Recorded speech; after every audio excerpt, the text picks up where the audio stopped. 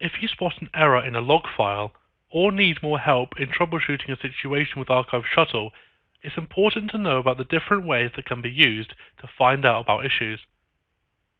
The product is being changed all the time by our full-time, dedicated team of developers.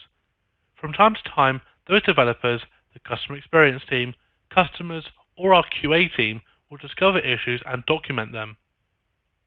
The first place to look to see if the thing that you're investigating is a known issue, or even just to get an idea of what the known issues are in the version of the product you're using, is the release notes.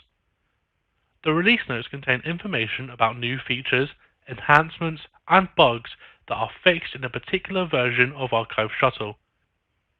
They also have a section which lists known issues. It's well worthwhile to review those as they might help with the investigation. I'll explain shortly how to see those notes. The second place to look relates to changes within the current version of the product. The release notes that we just talked about are updated when the product is released via either a major release or a dot release. For example, Archive Shuttle 9 is a major release and Archive Shuttle 9.2 is a dot release. But in between these releases, there might be some issues identified and addressed. These are listed in the mini revision notes for the product. This particular document, specific to a dot release of Archive Shuttle, lists build numbers of changes along with a simple description of a change. Reviewing these might also help with the investigation.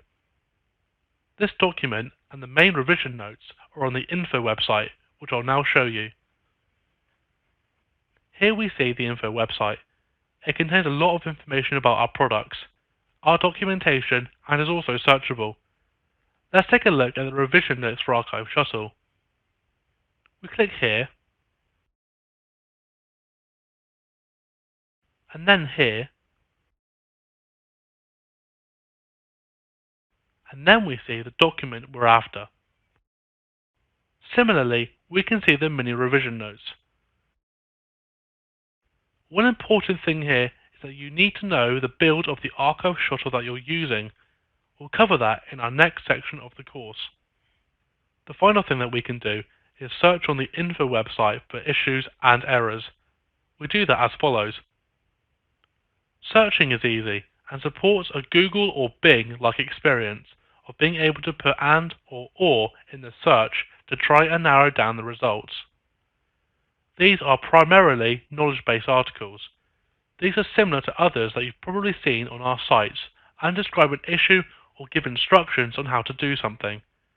They're especially useful if you're searching for a particular error. Hopefully, these different ways of getting more information will turn up something useful to the issue you're investigating.